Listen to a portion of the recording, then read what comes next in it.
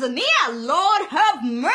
You know, while we are slacking in Nigeria and so many other countries, the man is doing wonders. Have you heard about the new president of Tanzania? They call him the bulldozer, and rightfully so, because the man is bulldozing corruption, laziness, and overspending among government officials. Ladies and gentlemen, meet the man that gladdens my spirit. I hope that all African presidents are watching. Well, they're probably not watching, but anyway, I hope they can learn a few lessons from the man, Dr. John Magufuli. He's a farmer's son whose first real job was a school teacher, and then he educated himself as an industrial chemist and eventually became Tanzania's Minister of Public Works before winning the election in November of last year. Yeah, just last year. You would not believe all that the man has done. The first thing he did was to suspend the Independence Day celebration. He said, what are we celebrating when people are dying of cholera? I was like, whoa, how many people have died of cholera in Tanzania? 74? 74 people? How many people have died in Nigeria? My father and my God. Thousands of people. Boko Haram has killed thousands of people in Nigeria, and we did not suspend any party or ceremony. Even our new president was in Ogun State, you know, celebrating in Ogun State after the incident that happened in Dalori. Meanwhile, a president cancelled Independence Day celebration because like 70-something people were killed by cholera. So they were supposed to spend 4 billion Tanzanian shillings on that ceremony. But Magufuli said, no.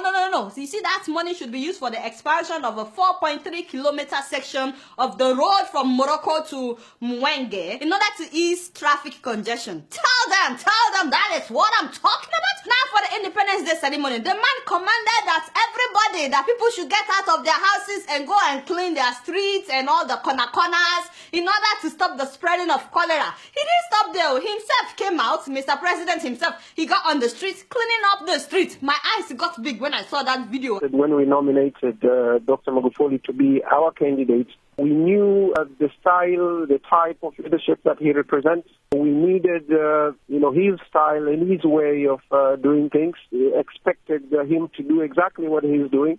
When some Nigerian officials, even those that are not even presidents, they are not president, when they will be feeling pompous, because of what he did, his own officials also got on the street, cleaning up the street. Imagine what will happen the day we see Oga Saraki with a broom, or Oga Dino Melaye, or Senator Ben Bruce. That man's very loud on Twitter. Anyway, the man banned all foreign travels by public officials, public servants, except when it is essential travel, and they must get permission from him or from the chief secretary. In fact, on the 21st of November of last year, a group of 50 officials were going on a tour of Commonwealth countries. The president cut down the list from 50 people to 4 people, and he saved the government 600 million Tanzanian shillings. Recently, during the Commonwealth conference that President Uhuru Kenyatta attended alongside other senior government officials, his Tanzanian counterpart slashed the size of delegation to the conference from 55 to just 4, thereby saving millions of shillings. Money they would have spent on tickets, accommodation, and per diem, no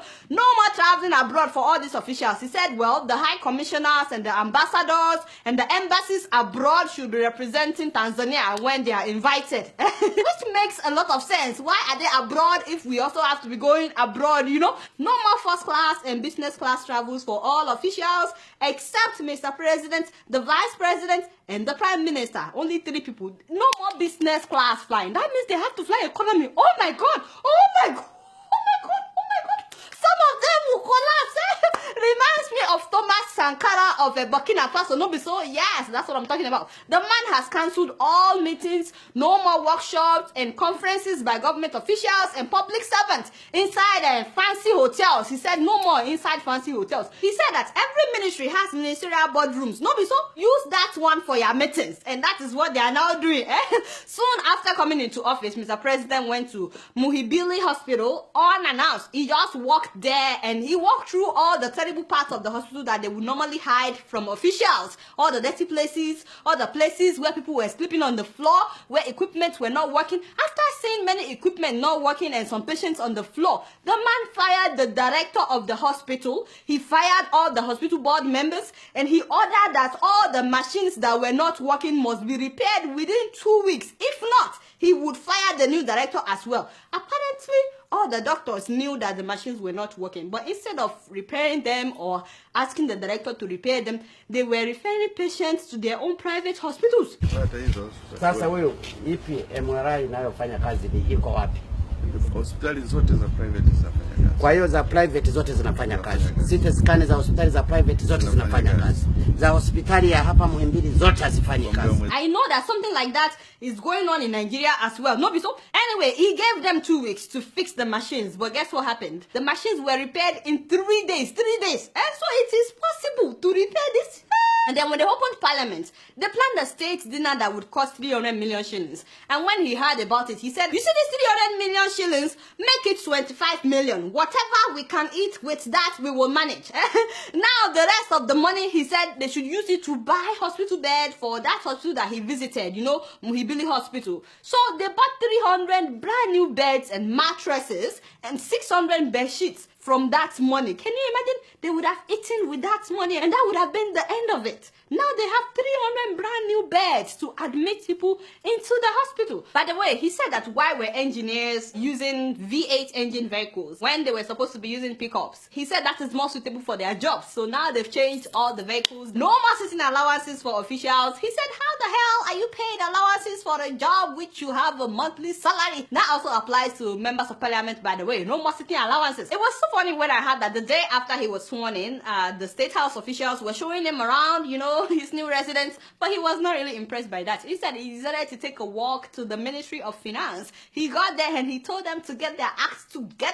He asked why some employees were not in office yet, and I heard that since that day, the traffic jam in the mornings has really increased because people no longer show up late to work after Mr. President's visit. Now he ordered that no more tax exemptions for the big people. Everybody must pay taxes, including the big people. The other day, when he was going to officially open parliament, instead of him to fly the 600 kilometers, the man decided to drive. He drove the whole 600 kilometers from that to Dodoma. He has reduced his own convoy. He even reduced the presidential delegation that travels with him. He surprised everybody when he chose a female vice president. All the big boys were shocked. They were like, what? It's a new day in Tanzania. And then he chose a prime minister that nobody has heard about. They said that this guy has a reputation for hard work and no corruption. All the big guys that thought that they would be prime minister are still in shock, by the way. So after his visit to the Ministry of Finance and that hospital, without announcing, all the other ministries have fastened their belts. Everybody is now hardworking, including a sector that people consider very corrupt. That is the port, where people normally pay bribe to get their stuff. I heard that it has suddenly become the most efficient place. No loads are missing, things are done quickly, and you cannot get your container without paying bribe. And finally, all individuals and firms that bought state companies that were privatized, they've been told to either get to work or hand over that sector with immediate alacrity, hand it over back to the government. Some of them, I heard that they've not done anything in like 20 years, but now all of a sudden, they're all awake, doing stuff. The man has literally pressed the reset button in Tanzania. It's a new day in Tanzania. His motto is Hapakazi True. Some of you that are not from Tanzania, you probably don't understand. Don't worry, I will teach you. What that means is here, all we do is work. We serve, nothing else. Yes, his people are happy. Of course, the big people are not that happy, especially the corrupt ones, you know. But all the small people, like myself, they're very happy. Ugandans want their president to be like him. They wrote an article about it. South Africans want their president to learn 10 things from Tanzanian president. And of course, I want my president to learn from this man, 3 Gosa. So the president of Tanzania, Gosa. Now, having said that, my guy, we are very happy. We love you. You started well. Please continue to do not disappoint mama. If you keep up like this, very soon Tanzania will become the best country in Africa. No, be so. You guys are not doing anything. Guess what? I'm just keeping it real.